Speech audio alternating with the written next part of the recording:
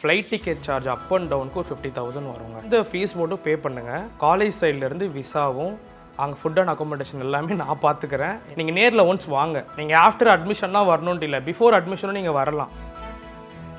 கடாவர்ஸ் மேலே கை வைக்காதவன் எப்படி ஒரு லிவிங் ஹியூமன் பாடி மேலே கை வைக்க முடியும் சொல்லுங்கள்? கடாவர் இல்லாமல் ஒருத்தனால சர்ஜரி பண்ண முடியாது. கிர்கிஸ்தானில் இருக்கிற எல்லா யூனிவர்சிட்டிஸும் ஸ்டேட் அக்ரிடேஷனும் அண்டர் KSMA கீழே தான் ஒர்க் ஆகணும்னு போட்டிருக்கு. அண்ட் ஆல்சோ இந்த 20க்கும் மேற்பட்ட யூனிவர்சிட்டிஸ் KSMA கீழே தான் ஆப்ரேட் ஆகணும் அப்படின்னு நான் சொல்லலை, நம்ம இந்தியன் கவர்மெண்ட் சொல்லியிருக்கு. நீங்கள் சொன்ன மாதிரி 2 லட்சத்தில் வந்துட்டு MBBS அப்ராட்ல முடிச்சிடலாமா? ஐபிசி தமிழ் நேயர்களுக்கு வணக்கம். இன்னைக்கு நம்ம கூட வந்து we have doctor John Sathyapriyan அவர்கள். இவங்க வந்துட்டு Tamil Nadu academic councillor of KSMA and founder of Mac எஜுடெக். வணக்கம். வணக்கம். Medical education is expensive, way expensive. அதனால தான் அப்ராட் சூஸ் பண்ணுறாங்க. ஸோ அப்ராட் போகிறப்போ இப்போ எல்லாருமே அப்ராட் போக ஆரம்பிச்சிட்டாங்க. எல்லாருமே மெடிக்கல் ஸ்டடீஸ்னால் ஓகே நம்ம அப்ராட் ஆப்ட் பண்ணிடலாம். It's quite affordable in the sense comparatively அஃபோர்டபுளாக இருக்குது அப்படின்னு சொல்கிறாங்கல்ல. பட் அங்கேயும் நிறைய விஷயங்கள் நமக்கு தெரியாமல் தான் நடக்கும். எப்படி போகணும் அந்த கைடன்ஸுங்கிறது சில இடங்களில் ப்ராப்பராக இருக்கலாம், சில இடங்களில் ப்ராப்பராக இல்லாமல் இருக்கலாம். What are the scams happening in here? சூப்பரான கேள்வி இது. ஏன்னா நீங்கள் சொன்ன மாதிரி நீட் எக்ஸாம் வரத்துக்கு முன்னாடி இந்த அப்ராட் MBBSல வந்து அவ்வளோவா வந்து யாரும் போக மாட்டாங்க, சூஸ் பண்ண மாட்டாங்க. இந்த நீட் வந்ததுக்கு அப்புறம் தான் நம்பர் ஆஃப் எஜுகேஷன் கன்சல்டன்சிஸ் அதிகமாச்சு. அண்ட் ஆல்சோ நீட் எக்ஸாம் முடிச்சுட்டு வெளியே வரும்போதே நோட்டீஸ் வச்சுட்டு கையில் நிற்பாங்க. இந்த மாதிரி எங்கள் MBBS இன் பிலிப்பைன்ஸ், MBBS இன் ஜார்ஜியா, இங்கே மாதிரி உங்களுக்கு 2 lakhsல ஒரு வருஷத்துக்கு நீங்கள் முடிச்சிடலாம். ஸோ ஹோல் MBBS கோர்ஸே 15 lakhல நீங்கள் முடிச்சிடலாம் அப்படின்லாம் ப்ரொமோட் பண்ணிகிட்டு இருப்பாங்க. அதனால ரொம்ப அஃபோர்டபுளாக இருக்குது. ஏன்னா இப்போ இந்தியாவில் பார்த்துக்கிட்டிங்கன்னா மோர் தென் 15 lakh ஸ்டூடெண்ட்ஸ் வந்து MBBSக்கு நீட்டுக்கு அப்பியர் பண்ணுறாங்க. ஆனால் நம்மளுக்கு அலாட் ஆன கவர்மெண்ட் கோட்டா சீட்ஸே ஒரு 5,000 to 6,000 தான். இதில் டீம்டு யூனிவர்சிட்டிஸ் போகிறோம் சூஸ் பண்ணுறோம் அப்படின்னா நமக்கு டொனேஷன் மட்டுமே 10 lakhsக்கு மேலே கேட்பாங்க.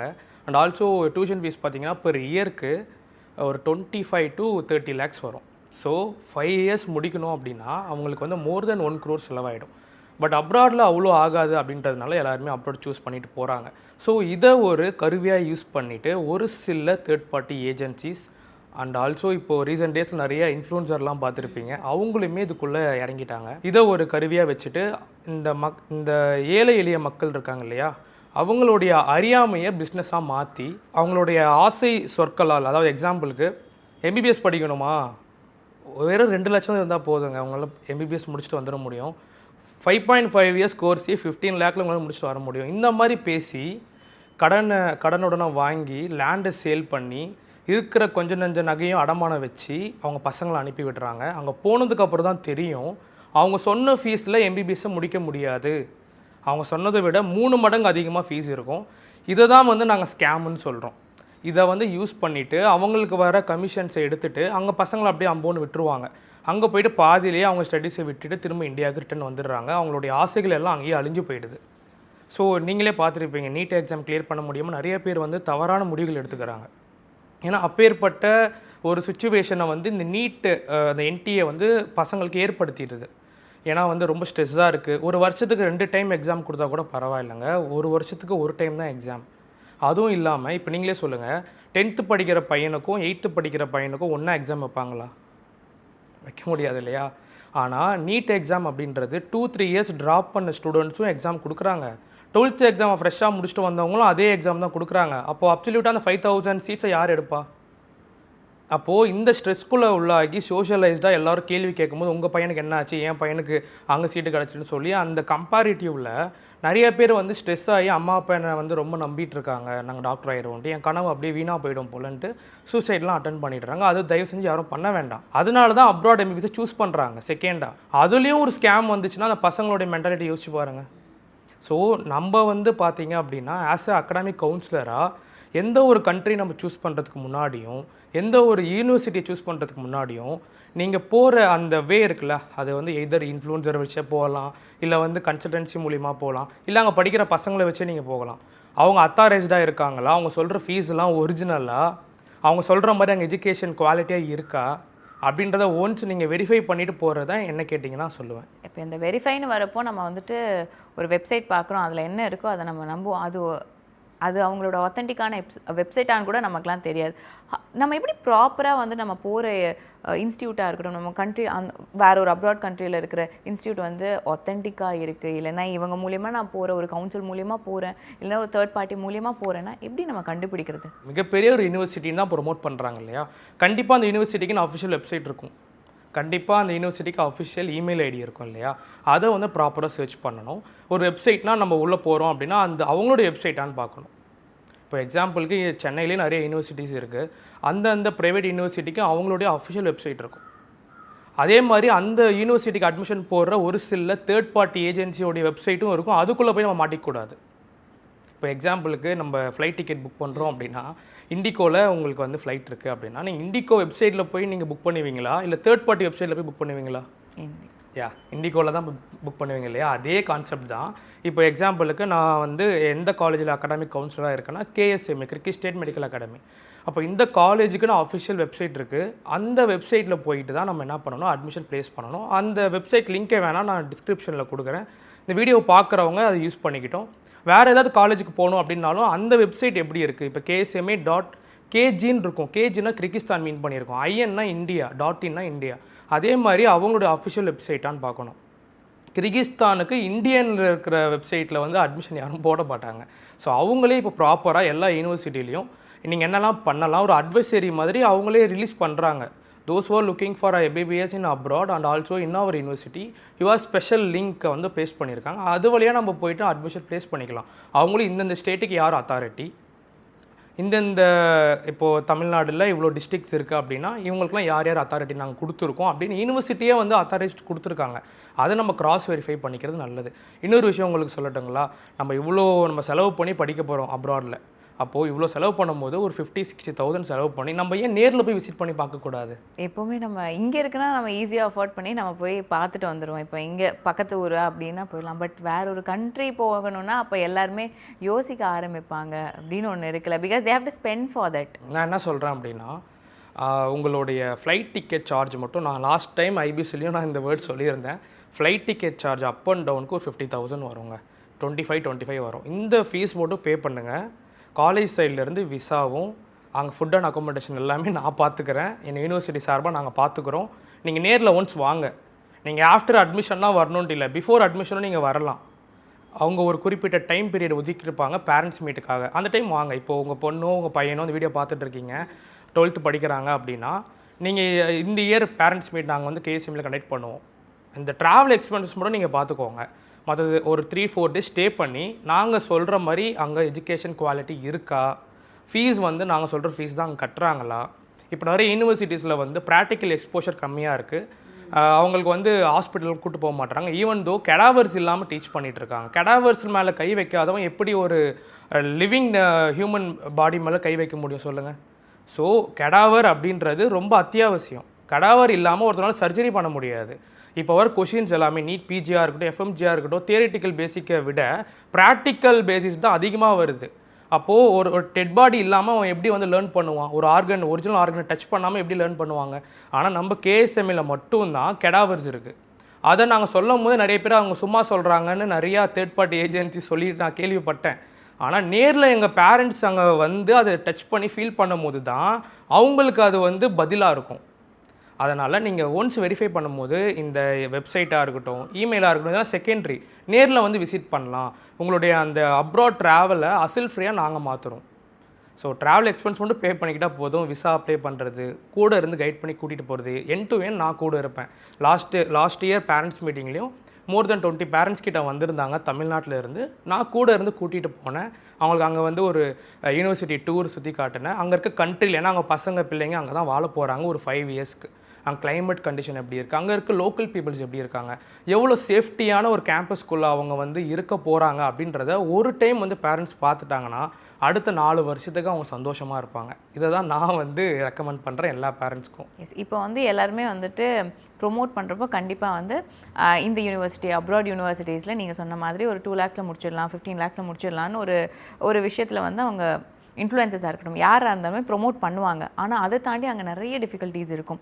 எனி ஸ்டூடெண்ட் நம்ம வந்து கண்ட்ரி விட்டு வெளியே போகிறோன்னா லாங்குவேஜ் அப்படி இப்படி நிறைய பேரியர்ஸ் இருக்குது. இந்த மாதிரி இன்னும் வேறு என்னென்ன ஸ்கேம்ஸ் வந்து உள்ளே இருக்குது? ஆக்சுவலி வந்து இந்த இன்ஃப்ளூன்சராக இருக்காங்க இல்லையா, இப்போ ரீசன்ட் டேஸில் நிறைய யூடியூப் இன்ஸ்டாகிராம் இன்ஃப்ளூன்சர்ஸ் வந்து அந்த கண்ட்ரிக்குமே போயிட்டு ப்ரொமோட் பண்ணுறாங்க. ஆனால் அவங்களுக்கு சீரியஸாக அதில் இருக்க ரிஸ்க்கு, பசங்க ஃபேஸ் பண்ணுற சேலஞ்சஸ் பற்றி ஒரு ஐடியா இருக்காது. ஏன்னா அவங்க வந்து யார்கிட்ட பேசுகிறாங்கன்னா ஒரு தேர்ட் பார்ட்டி ஏஜென்சிக்கிட்டேயோ இல்லை ஒரு கன்சல்டன்சிக்கிட்டேயோ பேசி அவங்க வந்து அந்த ப்ரொமோட் பண்ணிடுறாங்க. நான் வந்து எல்லா இன்ஃப்ளூன்சர்ஸையும் சொல்லலை. ஒரு குறிப்பிட்ட இன்ஃப்ளூன்சர்ஸ் வந்து பசங்க இதனால் பாதிக்கப்படுறாங்கன்னு தெரிஞ்சும் ப்ரொமோட் பண்ணுறாங்க. எக்ஸாம்பிளுக்கு இப்போ ரீசண்டாக இந்த வருஷம் நம்மளுக்கு ஏப்ரல் மந்த் 4 வந்து நம்ம என்எம்சிலேருந்து ஒரு நோட்டீஸ் ரிலீஸ் பண்ணுறாங்க. நிறையா ஸ்டூடெண்ட்ஸ், அதாவது குறிப்பிட்ட உஸ்பெகிஸ்தானில் இருக்கிற நிறையா இந்தியன் ஸ்டூடெண்ட்ஸ் வந்து இந்தியன் எம்பசியில் கம்ப்ளைண்ட் பண்ணியிருக்காங்க. என்ன அப்படின்னா, எங்களுக்கு குவாலிட்டியான எஜுகேஷன் ப்ரொவைட் பண்ணலை, and also medium of teaching இங்கிலீஷில் இல்லை. நம்ம என்எம்சி நார்ம்ஸில் ரொம்ப முக்கியமான ரூல்ஸே மீடியம் ஆஃப் இன்ஸ்ட்ரக்ஷன் இங்கிலீஷில் இருக்கணும், இங்கிலீஷில் இல்லை. அண்ட் ஆல்சோ அலாட் பண்ண சீட்ஸை விட அதிகமான அட்மிஷன் சேர்த்துட்டாங்க. அதனால கிளாஸஸில் ஓவர்ஃப்ளோ அதிகமாகி எங்களால் புரிஞ்சிக்க முடியல, படிக்க முடியல, நிறைய கம்ப்ளைண்ட் வரவும் தான் இந்த அஃபிஷியல் நோட்டீஸை ஃப்ரம் நேஷ்னல் மெடிக்கல் கமிஷன்லேருந்தே டேரெக்டாக ரிலீஸ் பண்ணியிருக்காங்க. அதுலேயே எல்லா ஸ்கேம்ஸையும் டீட்டெயிலாக போட்டிருக்காங்க. ஆனால் அந்த லிங்க்கை கூட இந்த வீடியோ கீழே நான் வந்து கொடுக்குறேன். இது ஃப்யூச்சரில் இந்த அப்ராட் எம்பிபிஎஸ் ஆஸ்பிரிங் ஸ்டூடெண்ட்ஸ்க்கு ரொம்ப யூஸ்ஃபுல்லாக இருக்கும். அவங்க கொடுத்துருக்க ஈச் அண்ட் எவ்ரி என்எம்சி ரூல்ஸை அந்த யூனிவர்சிட்டிஸ்லாம் ஃபாலோ பண்ணுதா அப்படின்றத அவங்க பார்க்கணும். வென் கம்ஸ் டு நம்ம இந்தியாவில் வந்து இந்த குவாலிட்டி ஆஃப் எஜுகேஷன் அப்படிங்கிறது ஒன்று வந்துட்டு கண்டிப்பாக மெடிக்கல் ஃபீல்டில் வந்து சொல்லிகிட்டே இருப்பாங்க. இன்னொரு பக்கம் ஏன் ஃபாரின் போகணும், இதுக்குள்ளே இருக்கிற டிஃப்ரென்ஸ் ஒன்று இருக்குல்ல, அங்கே இருக்கிற டீச்சிங்க்கும் இங்கே இருக்கிற டீச்சிங்க்கும் டிஃப்ரென்ஸ் அது என்னவா இருக்குது? டீச்சிங் பார்த்தீங்கன்னா நான் ஓவரால் நான் சொல்லும் போது இந்தியா தான் ஃபஸ்ட் கிளாஸ், நம்ம தமிழ்நாடு தான் ஃபஸ்ட் கிளாஸ். எப்பயுமே மெடிக்கல் ஓரியன்டில் ஒரு மெடிக்கல் வேர்ல்டில் ரொம்பவே டாப்பில் இருக்கிறது தான் நான் பார்த்ததில் நம்ம தமிழ்நாடு வந்து ஹேட்ஸ் ஆஃப் பண்ணலாம். இங்கே இருக்கிற ப்ரொஃபஸர்ஸாக இருக்கட்டும், சர்ஜன்ஸாக இருக்கட்டும், மெடிக்கல் ஃபீல்டில் ரொம்பவே வந்து டாப்பாக இருக்காங்க. இதை எதை கூடயும் கம்பேர் பண்ண முடியாது. அப்ராடில் போகும்போது அங்கே வந்து பார்த்திங்கன்னா அங்கே இருக்கிற கிளைமேட்டுக்கு ஏற்ற மாதிரி டிசீஸ் சேஞ்ச் ஆகும். அங்கே இருக்க ஃபேக்கல்ட்டிஸ் வந்து இங்கே இருக்கிறவங்க அளவுக்குலாம் வந்து டஃப்னஸ் கொடுத்துலாம் டீச் பண்ண மாட்டாங்க. ஸோ அங்கே மாட்ரேட்டாக தான் டீச்சிங் இருக்கும். நீங்கள் எங்கே எடுத்துக்கிட்டாலும், நீங்கள் not only in Kyrgyzstan, Uzbekistan, Kazakhstan, Georgia, எந்த கண்ட்ரி நீங்கள் எடுத்துக்கிட்டாலும் அங்கே டீச் பண்ணுறவங்க மாட்ரேட்டாக தான் டீச் பண்ணுவாங்க. நம்மளே தான் ஓன் ஸ்டடி போட்டு படிக்கணும். ஸோ இதில் நம்ம யூனிவர்சிட்டி எப்படி சப்போர்ட் பண்ணுறாங்க அப்படின்னா, ஃப்ரம் ஃபஸ்ட் இயர் ஆன்வர்ட்ஸ் இந்தியாவில் டீச் பண்ணுற ப்ரொஃபஸர்ஸ் இருக்காங்க இல்லையா, அவங்கள அங்கே கூட்டிகிட்டு போயிட்டு அவங்களுக்கு எஃப்எம்ஜி கோச்சிங் ஃபஸ்ட் இயர்லேருந்து கொடுக்க ஆரம்பிக்கிறாங்க. பட் தேர்ட் இயர்லேருந்து ரெகுலராக அவங்களுக்கு கிளாஸஸ் இருக்கும். ஸோ இதனால் ஸ்டூடெண்ட்ஸ்க்கு அந்த எஃப்எம்ஜி கோச்சிங்காக இருக்கட்டும் ஆஸ் வெல் அஸ் அவங்களுடைய போர்ஷனுமே கவர் பண்ண ஈஸியாக இருக்கும். பட் டீச்சிங்கில் ஒரு பெரிய ட்ராபேக்னே சொல்லுவேன். உங்களால் நான் வந்து ஒரு பெரிய நான் அச்சீவ் பண்ணணும் அப்படின்னு நினச்சிங்கன்னா அது வந்து இந்தியாவில் படித்தா தான் முடியும் அப்படின்னும் கிடையாது, வெளிநாட்டில் படித்தா தான் முடியும்னு கிடையாது. அதுக்கு அவங்க வந்து ஃபுல்ஃபில்மெண்ட்டாக இருக்கணும், அவங்களுக்கு அந்த டெடிகேஷன் இருக்கணும், அவங்க அதுக்கு வந்து ஹார்ட் ஒர்க் பண்ணி படிக்கணும்.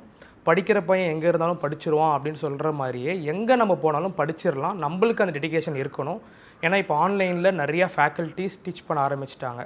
யூடியூப்பில் ஃப்ரீ வீடியோஸ் இருக்குது. இங்கே எய்ம்ஸ் காலேஜில் சொல்லிக் கொடுக்குற அதே ப்ரொஃபஸர் யூடியூப்பில் ஃப்ரீயாக டீச் பண்ணிகிட்ருக்காங்க. சிலது பெய்டும் இருக்குது, பே பண்ணி நம்ம வந்து சப்ஸ்கிரிப்ஷன் எடுத்து படிக்கலாம். மேரோ, ப்ரிப்ளாடர், அரைஸ், மிஸ்ட் அப்படின்னு நிறையா ஆன்லைன் சப்ஸ்கிரிப்ஷன் இருக்குது. இது மூலயமா அவங்க வந்து படிச்சுக்கலாம். அங்கே ஒரு வேளை அவங்க எக்ஸ்பெக்ட் பண்ண மாதிரி எஜுகேஷன் இல்லை அப்படின்னா இந்தியாவில் டீச் பண்ணுற ஃபேக்கல்ட்டிஸோடைய வீடியோஸை அவங்க ஆக்சஸ் பண்ணி படிச்சுக்கலாம். நான் வந்து அங்கே சூப்பராக இருக்கும் எஜுகேஷன், டீச்சர்ஸ்லாம் இந்தியாவோட செம்மையாக சொல்லிக் கொடுப்பாங்கன்னு நான் பேம்பர் பண்ணவோ ஃபேக் ப்ரொமோட் பண்ணவோ நான் வரல. இருக்கிறது தான் சொல்கிறேன். அங்கே மாட்ரேட்டாக இருக்கும், ரொம்ப ஒஸ்ட்டாக இருக்கும்னு சொல்லலாம், மாட்ரேட்டாக இருக்கும். கம்பேரிட்டிவ்லி இந்தியாவெலாம் கம்பேர் பண்ணவே கூடாது. இந்தியனுடைய ஸ்டாண்டர்ட் லெவல் ஹை. நம்ம அப்ராட் எடுத்துக்கிட்டோம்னா இவ்வளோ தான் இருக்கும்.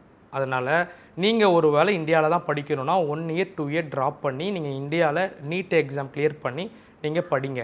இல்லையா, என்கிட்ட வந்து ஒரு 15 to 20 lakh தான் என்னால் இன்வெஸ்ட் பண்ண முடியும், லேண்டு விற்று தான் நான் வெளிநாட்டுக்கு வந்து படிக்கணும், நகையை வச்சு தான் படிக்கணும்னா தயவு செஞ்சு சொல்கிறேன், அந்த மாதிரி ஒரு முடிவை எடுத்துடாதீங்க. 2-3 இயர்ஸ் ட்ராப் பண்ணி படித்து இந்தியாவிலே டாக்டர் ஆகி நீங்கள் எம்பிபிஎஸ்ஸாக வந்து உங்களுடைய கனவை நிறைவேற்றுங்க. இல்லை நான் வெல் செட்டில் ஃபேமிலி, என்னால் 35 to 40 lakhs இன்வெஸ்ட் பண்ண முடியும், நான் வந்து அப்ராட் போய் நான் படிக்கிறேன்னா தயவு செஞ்சு நீங்கள் படிக்கலாம், பிரச்சனை இல்லை, நீங்கள் எல்லாம் படிக்கலாம், ப்ராப்ளமே இல்லை. அமௌண்ட் இல்லை அப்படின்னா நீங்கள் வந்து அப்ராட் எம்பிபிஎஸ் சூஸ் பண்ண வேணாம்னு தான் நான் சொல்லுவேன். when it comes to abroad வந்துட்டு இப்போ வார்லாம் போச்சுன்னா ரஷ்யாலலாம் யாரும் போக மாட்டாங்க, யாரும் ஆஃப் பண்ண மாட்டாங்க. அந்த சைட்லாம் நம்ம போனால் ஒரு பயத்திலே இருப்பாங்க. பட் நீங்கள் வந்து இந்த மாதிரியான கண்ட்ரிஸ் நீங்கள் ஆஃப் பண்ணலாம், நீங்கள் வந்து அப்ராட் எஜுகேஷன், அப்ராட் மெடிக்கல் ஸ்டடீஸ்க்கு ஆஃப் பண்ணலாம்னு என்னவா சொல்வீங்க? ஆக்சுவலி வந்து நீங்கள் சொன்ன மாதிரி not only in Russia and Ukraine, நம்ம சைனாலேயும் கோவிட் வந்துச்சு. அந்த டைமில் வந்து உலகமே வந்து ஒரு என்ன சொல்கிறதுனா ஒரு ஸ்டேபிளாக இல்லை. அப்போது அங்கே ஸ்டூடெண்ட்ஸ் ஃபுல்லாக சஃபர் ஆனாங்க, திரும்ப எவாக்குவேட் ஆனாங்க. அந்த டைமில் நானும் வந்து கிர்கிஸ்தானில் இருந்தேன். ஈவன் நான் கிர்கிஸ்தானில் இருந்தாலும் அங்கே இம்பேக்ட் அதிகமாக இல்லைனாலும் நானும் இந்தியாவுக்கு தான் வந்தேன். ஸோ இந்த மாதிரி ஒரு சில பேண்டமிக் எரர்ஸாக இருக்கும், இல்லைனா வந்து வார் நடக்கலாம். இப்போ துபாயில் நடந்துச்சு. அப்போ அங்கே இருக்க ஸ்டூடெண்ட்ஸ், அது வெல் டெவலப்டு அண்ட் நல்ல கண்ட்ரி தான், அங்கே இருக்க ஸ்டூடெண்ட்ஸுமே இம்பேக்ட் ஆனாங்க இல்லையா. ஸோ அதே மாதிரி தான் வேர்ல்டில் எப்போ இந்த ஜியோ பாலிட்டிக்ஸை ரொம்ப நம்ம வந்து கோ த்ரூ பண்ணிவிட்டு எப்போ வார் வரும், எப்போ இந்த மாதிரி பேண்டமிக் வரும் நம்மளுக்கு தெரியாது. ஸோ நீங்கள் நம்ம சூஸ் பண்ணுற கண்ட்ரி இந்தியாவுக்கு நியர்பையாக இருக்கான்னு பார்க்கணும். ஏன்னா பேரண்ட்ஸ் ஃபஸ்ட்டு சேஃப்டி கன்சர்ன் தான் பார்ப்பாங்க. நாளைக்கு இந்த மாதிரி கொரோனா மாதிரி ஒரு 4-5 நோய் வரலாம், இல்லை இந்த மாதிரி வார்ஸ் கூட வரலாம். இப்போ இருக்க கரண்ட் சுச்சுவேஷனை பார்த்தீங்கன்னா உங்களுக்கே தெரியும். அப்போது வரும்போது நம்ம டக்குன்னு பசங்க வந்து வீட்டுக்கு பொண்ணு விருப்பப்படுவாங்க. அப்போது நியர்பையாக இருக்கணும், இந்தியாவுக்கு ரொம்ப நியர்பையாக இருக்கணும். இப்போ ரஷ்யா யுக்ரைன் வார் வந்துச்சு, ரஷ்யாவுக்கு வந்து நம்ம ட்ராவல் பண்ணி போகணும் அப்படின்னா மினிமம் 10 ஹவர்ஸ் ஆகும். அதே மாதிரி நம்ம ஜார்ஜியா போகணும் அப்படின்னாலும் ஒரு 8 ஹவர்ஸ் ஆகும். இப்போ கிர்கிஸ்தான் இந்த கண்ட்ரிலாம் பார்த்தீங்கன்னா உங்களுக்கு 3 to 4 ஹவர்ஸ்லேயே நம்ம வந்து இந்தியாவுக்கு ரீச் ஆகிடலாம். வித் சேம் டேயில் நம்ம ரீச் ஆகிடலாம். டேரெக்ட் ஃப்ளைட்டுமே இருக்குது. பிஷ்கேக் டு டெல்லிக்கு டேரெக்ட் ஃப்ளைட் இருக்குது. 3 ஹவர்ஸில் நீங்கள் டெல்லி ரீச் ஆகிடலாம். டெல்லி டு சென்னைக்கு நீங்கள் ஒரு 3 ஹவர்ஸ், ஒரு 6 ஹவர்ஸில் நீங்கள் வந்து சென்னை நம்ம வீட்டுக்கு வந்துடலாம். இந்த மாதிரி நம்ம டிஸ்டன்ஸ் ஓரியன்டாக பார்க்கும்போது கொஞ்சம் கிட்ட இருக்க கண்ட்ரி சூஸ் பண்ணால் நம்மளுக்கு சேஃபாக இருக்கும். அதனால் நீங்கள் இதெல்லாம் பார்த்துட்டு சேஃப்டி கன்சர்ன்லாம் முக்கியமாக பார்த்துட்டு நீங்கள் வந்து நியர்பை கண்ட்ரி சூஸ் பண்ணுறது தான் என்னுடைய ரெக்கமெண்டேஷன். அண்ட் மோர் ஓவர் நீங்கள் சொன்ன மாதிரி இந்த நீட்டுங்கிற ஒரு விஷயத்துக்கு வந்து ஒரு 2 இயர்ஸ்னாலும் பரவாயில்ல, 3 இயர்ஸ்னாலும் வெயிட் பண்ணி நீங்கள் படிங்கன்னு சொல்கிறீங்க. அண்ட் நிறைய பேர் வந்து நீட்டில் எப்போ வந்து அவங்களுக்கு கட் ஆஃப் ரொம்ப கம்மியாகுதோ அப்போ தான் அவங்க அப்ராடுக்குமே சூஸ் பண்ணுறாங்க.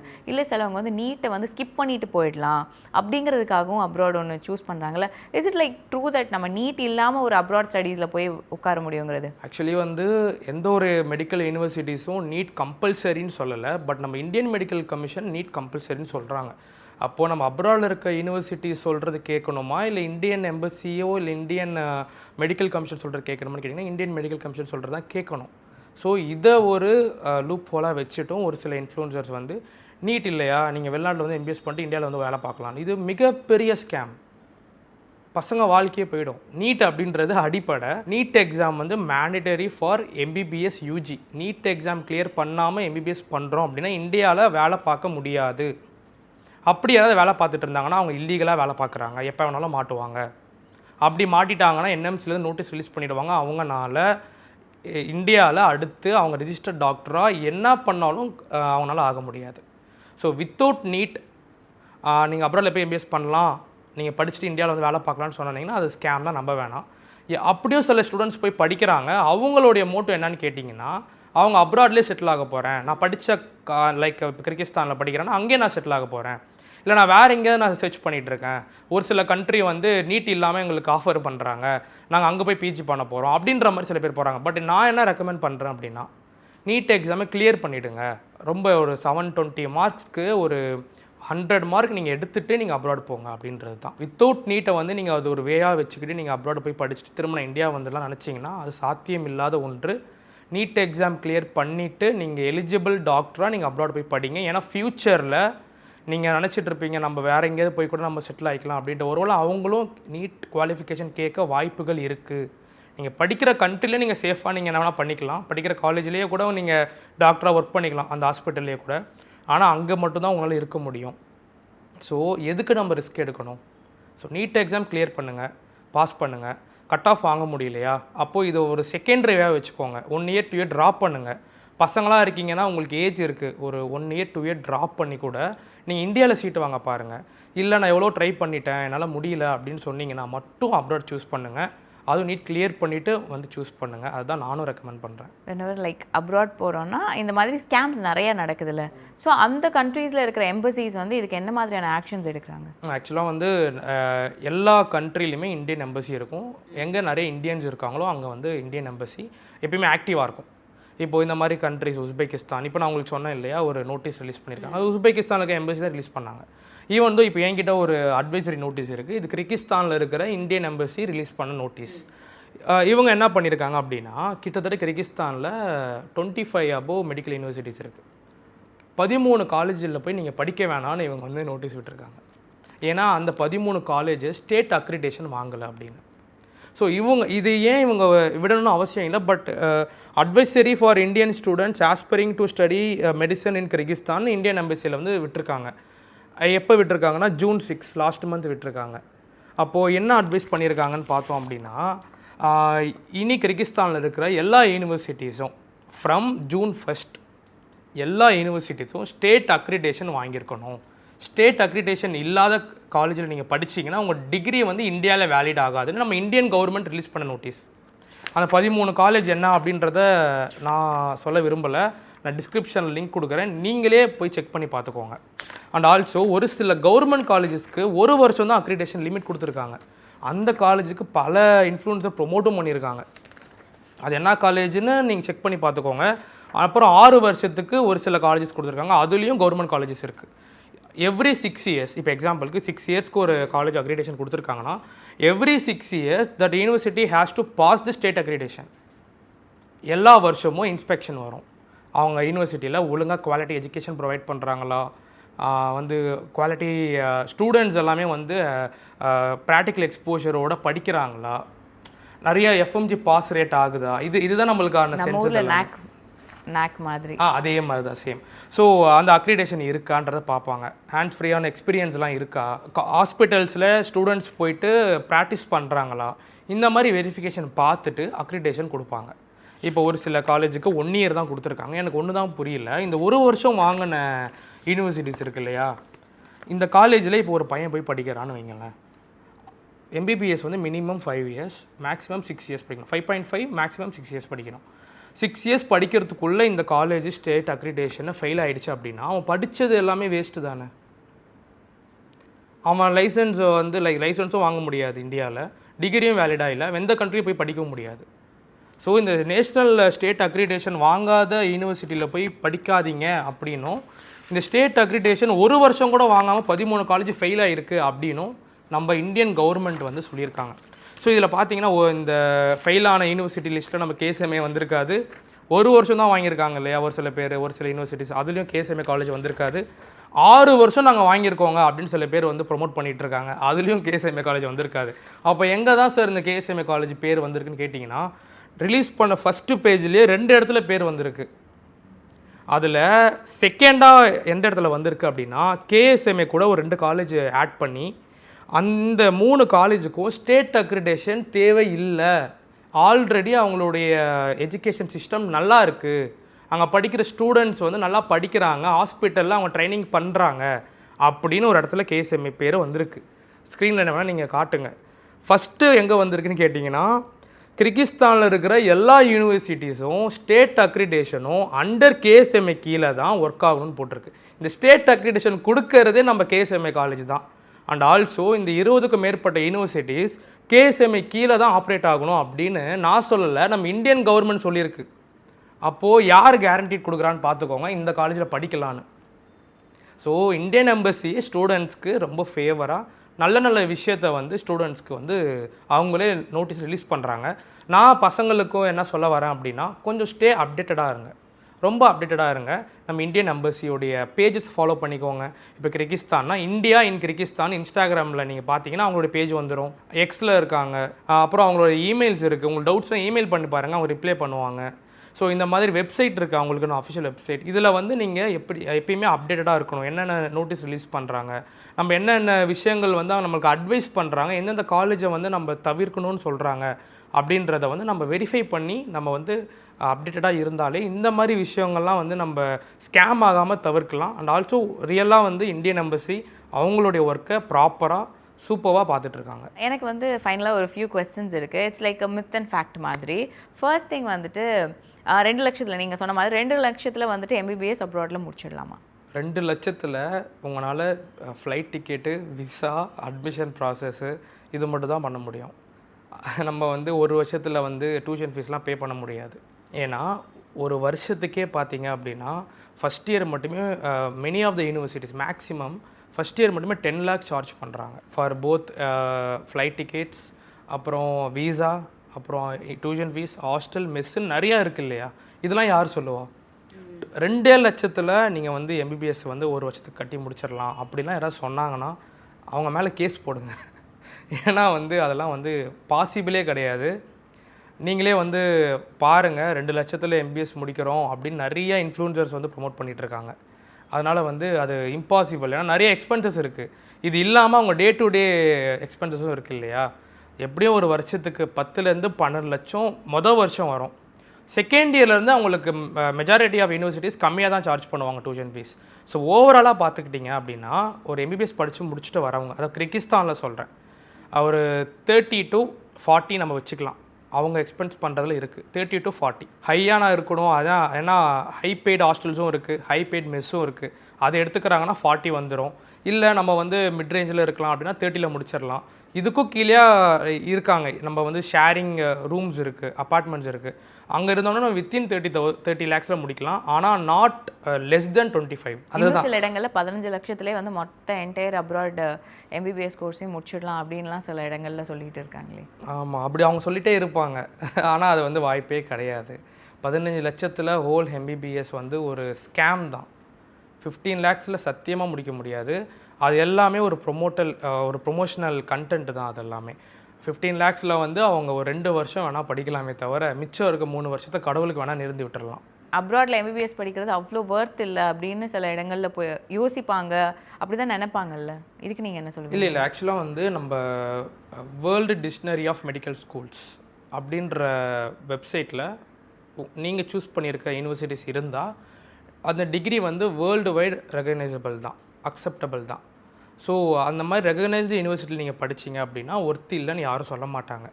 ஸோ ஒரு ரெகக்னைஸ்டே இல்லாமல் ஒரு யூனிவர்சிட்டியில் போய் படிக்கிறோம் அப்படின்னா நீங்கள் இந்தியாவில் படித்தாலுமே அது வேஸ்ட்டு தான்.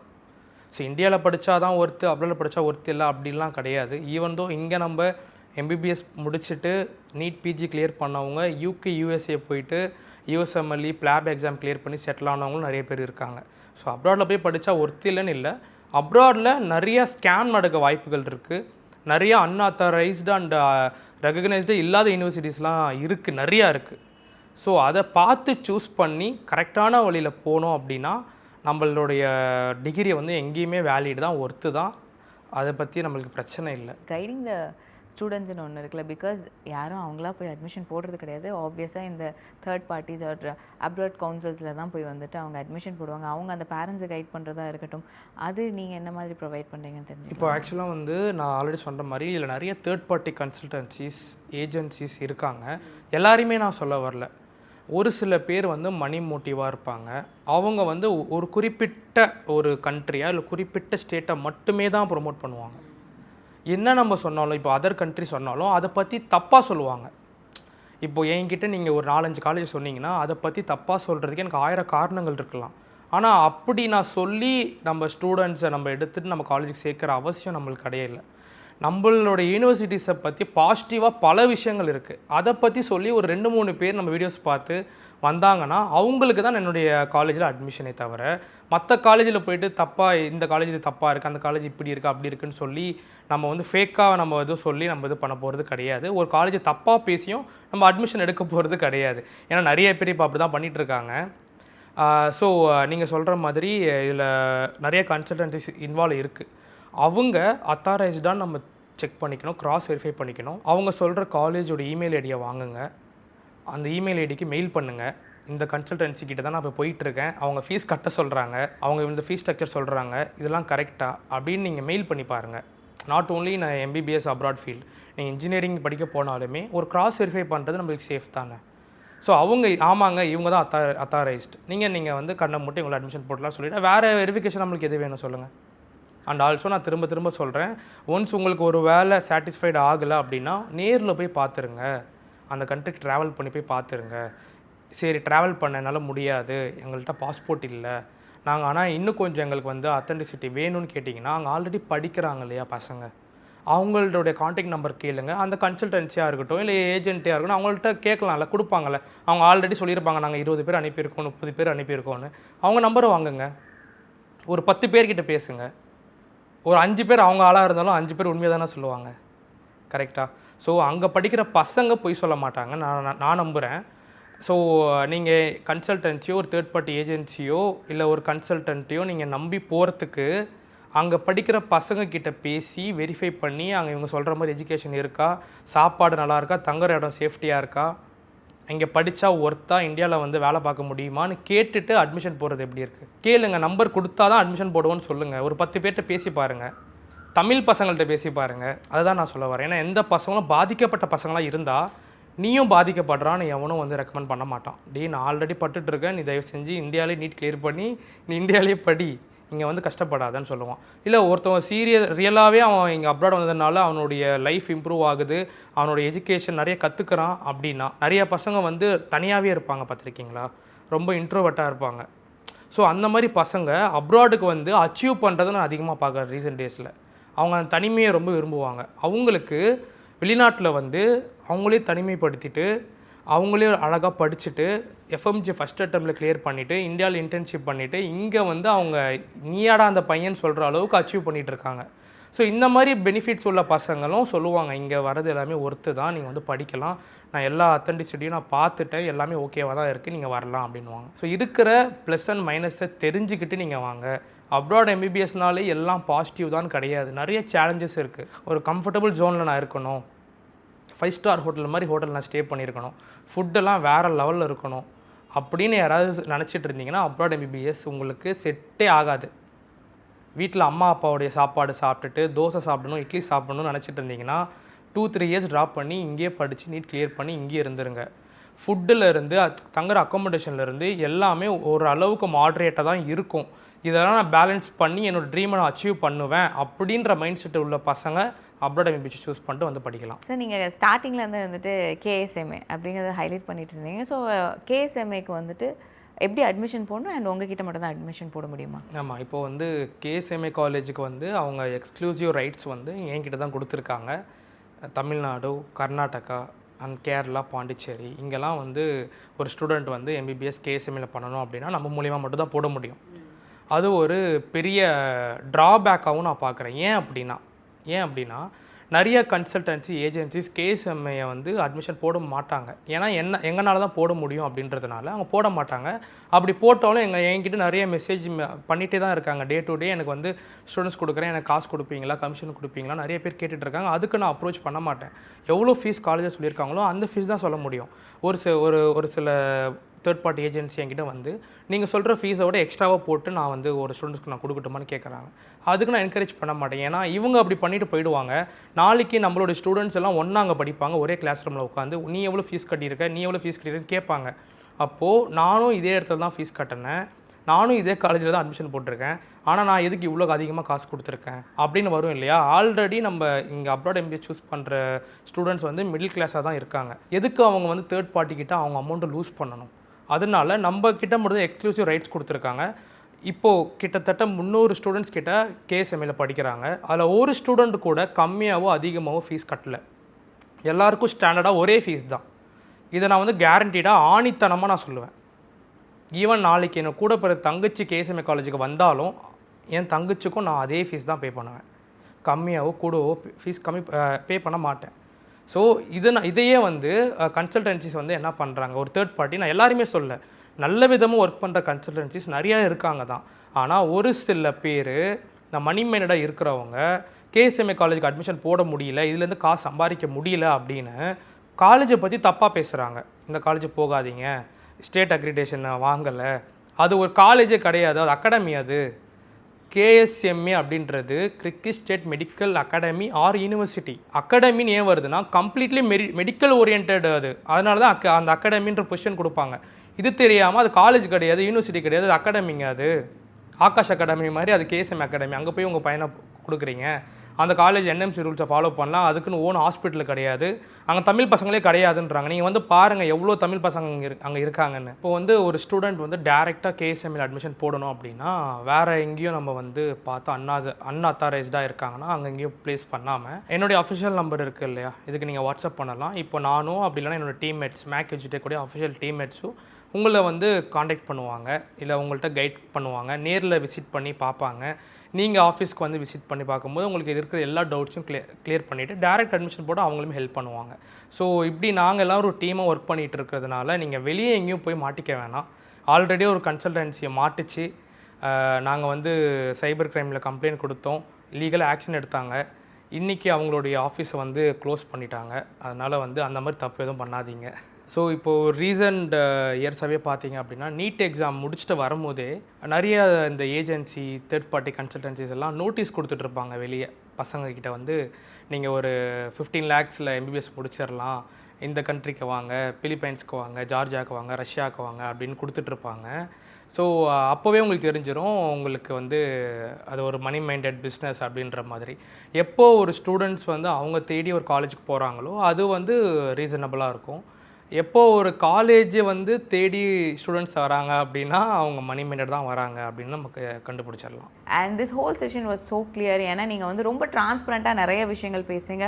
என்னென்ன ஸ்கேம்ஸ் நடக்குது, எப்படி வந்து ஸ்டூடெண்ட்ஸ் வந்து படிக்க போகணும், எதெல்லாம் பார்த்து படிக்க போகணும் அப்படிங்கிற ஒரு கம்ப்ளீட் கைடன்ஸ் நீங்கள் கொடுத்துருக்கீங்க. And thanks for joining us. Thank you so much. Thank you.